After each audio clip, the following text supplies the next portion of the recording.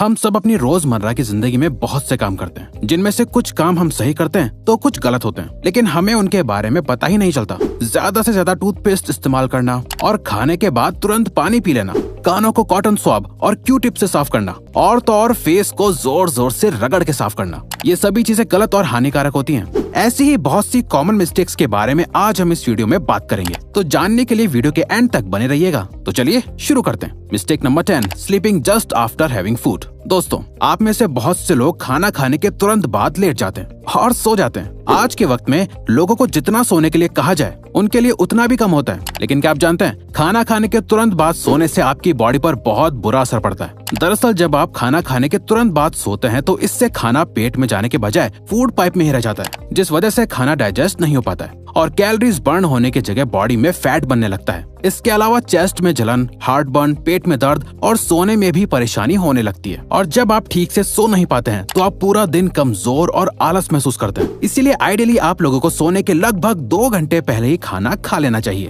और तो और खाना खाने के बाद आपको थोड़ा घूम भी लेना चाहिए, जिससे खाना जल्दी डाइजेस्ट हो पाए। Mistake number 9, sharing makeup brushes and razors. Sharing is caring वाला कोट तो आप लोगों ने बहुत बार सुना होगा, लेकिन हर चीज को शेयर करना आपके लिए बहुत नुकसानदायक साबित हो सकता है। जैसे लोग अक्सर एक दूसरे के मेकअप इस्तेमाल कर लेते हैं, लेकिन क्या आप जानते हैं ऐसा करने से आपको अलग अलग इन्फेक्शंस हो सकते हैं। असल में दोस्तों, हमने आपको पहले भी एक वीडियो में बताया था कि फेस और आईलैशेस पर पैरासाइट्स होते हैं, और जब आप एक दूसरे का मेकअप इस्तेमाल करते हैं तो ये पैरासाइट्स आपकी आंखों और फेस के अंदर जाकर इन्फेक्शन कर सकते हैं, जिससे आपको बहुत सी सीरियस प्रॉब्लम्स हो सकती हैं।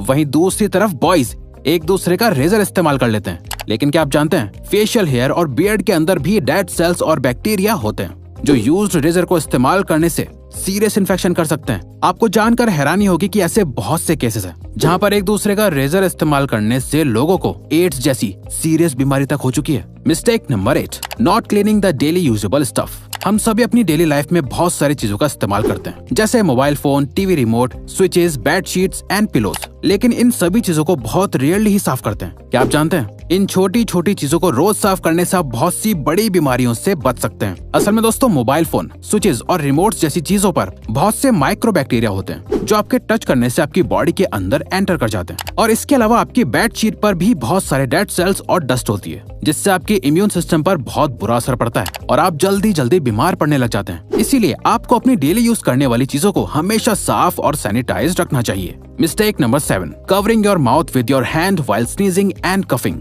आपने अक्सर लोगों को कहते हुए सुना होगा कि खांसते और छींकते वक्त हमेशा अपने फेस को ढक लेना चाहिए, लेकिन क्या आपको फेस को सही ढंग से ढकने का तरीका पता है? दोस्तों, आपको कभी भी खांसते और छींकते वक्त अपने हाथों से फेस को कवर नहीं करना चाहिए। असल में दोस्तों, जब आप खांसते या छींकते हैं तो बहुत से जर्म्स आपकी बॉडी से बाहर निकल जाते हैं, और जब आप इस दौरान फेस को हाथों से कवर कर लेते हैं तो वो हार्मफुल जर्म्स आपके हाथों पर आ जाते हैं। तो जाने अनजाने में वो जर्म्स आपके हाथों से वापस आपके शरीर में एंटर कर जाते हैं। इसीलिए दोस्तों, आपको हमेशा खांसते और छींकते वक्त हाथों की जगह एक साफ टिश्यू पेपर का इस्तेमाल करना चाहिए, जिससे आप तुरंत डिस्पोज कर सकें। एक बार इस्तेमाल करे हुए टिश्यू को भी आपको बार बार इस्तेमाल नहीं करना चाहिए। मिस्टेक नंबर 6, आज के मॉडर्न जमाने में बड़े नेल्स रखना और उन पर आर्ट करवाना फैशन बन गया है। इसके साथ साथ ही कुछ लोग ऐसे भी होते हैं जो अपने नेल्स को दांतों से चबा लेते हैं। लेकिन दोस्तों, क्या आप जानते हैं नेल्स को काटने के बाद जितना इम्पोर्टेंट हाथों को धोना होता है, उतना ही इम्पोर्टेंट नेल्स को ट्रिम करना भी होता है। असल में दोस्तों, नेल्स में एक गुलाबी हिस्सा होता है जिसमें बहुत सी नर्व्स होती हैं, और साथ ही ये नर्व्स बहुत सेंसिटिव होती हैं, और जब ये नर्व किसी हार्ड सरफेस के टच में आती हैं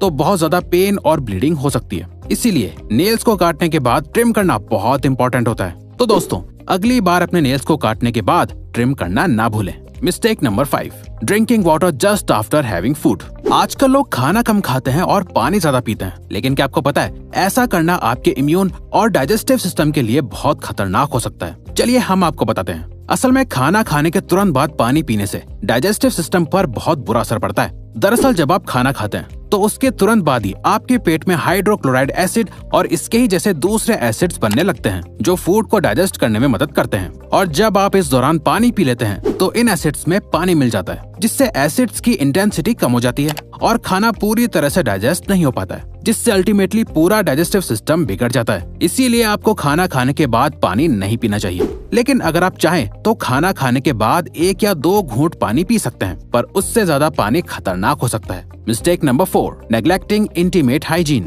बात जब पर्सनल और इंटीमेट हाइजीन की आती है तो मेल और फीमेल दोनों ही इसे इतनी इम्पोर्टेंस नहीं देते हैं जितनी वो अपने बाकी बॉडी पार्ट्स को देते हैं। दोस्तों, बॉडी के बाकी हिस्सों की तरह आप लोगों को अपने इंटीमेट एरिया को भी रेगुलरली क्लीन और ग्रूम करना चाहिए, लेकिन इसके साथ साथ आपको ये भी ध्यान रखना चाहिए कि आप इसके लिए सही प्रोडक्ट्स को ही इस्तेमाल करें। असल में नॉर्मल सोप्स में बहुत से हार्श केमिकल्स होते हैं जो आपके इंटीमेट एरिया में इरिटेशन और इन्फेक्शन कर सकते हैं और नेचुरल बैक्टीरियल बैलेंस को डिस्टर्ब कर सकते हैं। इसीलिए आपको इंटीमेट एरिया के लिए स्पेशली मेड प्रोडक्ट इस्तेमाल करना चाहिए और किसी भी तरह की इंटीमेट प्रॉब्लम को नेग्लेक्ट नहीं करना चाहिए। आपकी इंटीमेट हेल्थ आपकी अल्टीमेट हेल्थ के लिए कॉम्प्लीमेंट्री होती है। Mistake number 3, taking excess toothpaste on toothbrush. हम सभी को लगता है कि जितना ज्यादा टूथपेस्ट लेंगे दांत उतने ही ज्यादा साफ होंगे, लेकिन ये बिल्कुल भी सही नहीं है, बल्कि इससे तो आपको बहुत नुकसान हो सकता है। असल में दोस्तों, टूथपेस्ट को बनाने के लिए सोडियम क्लोराइड और प्रोपिलीन ग्लाइकोल जैसे केमिकल्स का इस्तेमाल किया जाता है। ये वही केमिकल्स हैं जिनकी वजह से टूथपेस्ट में झाग बनते हैं। लेकिन क्या आपको पता है,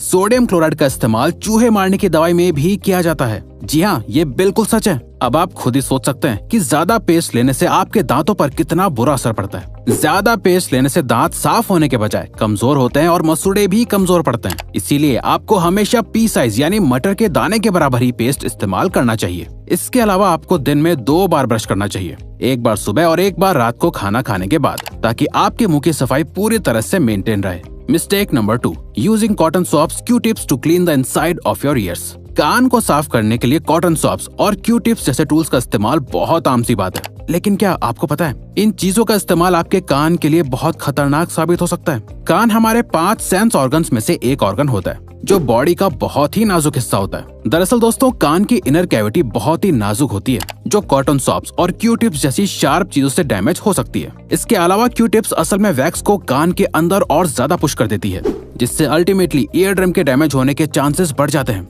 और आप अपनी सुनने की शक्ति खो सकते हैं। इसीलिए अगर आप अपने कान को साफ करना भी चाहते हैं तो इन टूल से आपको सिर्फ अपने कान के आउटर हिस्से को साफ करना चाहिए। कान के अंदर की डीप सफाई तो आपको किसी प्रोफेशनल डॉक्टर से ही करवानी चाहिए, या फिर अगर आप खुद भी अपना कान साफ करना चाहते हैं तो इससे पहले कान साफ करने के सारे इंस्ट्रक्शन समझ लें ताकि आपको कोई नुकसान न पहुंचे। Mistake number 1, cleaning face in the wrong way. दोस्तों, हर काम को करने का एक तरीका होता है, चाहे वो अच्छी राइटिंग करना हो या फिर अपने चेहरे को साफ करना ही क्यों ना हो। तो दोस्तों, क्या आपको चेहरा साफ करने का सही तरीका पता है?